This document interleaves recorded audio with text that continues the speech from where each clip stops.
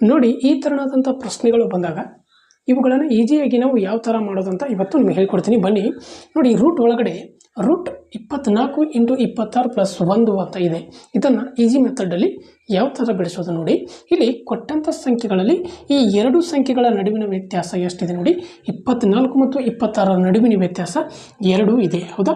ಈ 2ಅನ್ನು 2ರಿಂದ ಭಾಗಿಸಿದಾಗ ನೋಡಿ, 2 ಒಂದಲೇ ನಮಗೆ ಎಷ್ಟು ಬರ್ತದೆ? 1.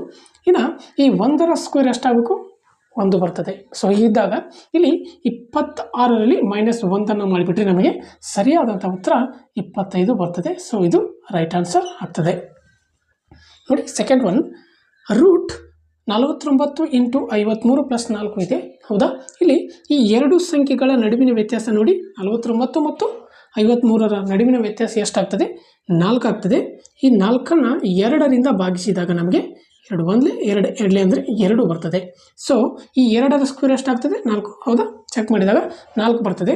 ಹಾಗಾಗಿ ಈ 53ರಲ್ಲಿ 2ಅನ್ನು ಮೈನಸ್ ಮಾಡಿಬಿಟ್ರೆ ಸರಿಯಾದಂಥ ಉತ್ತರ ಇದು 51 ಸರಿಯಾದಂಥ ಉತ್ತರ ಆಗ್ತದೆ, ಹೌದಾ.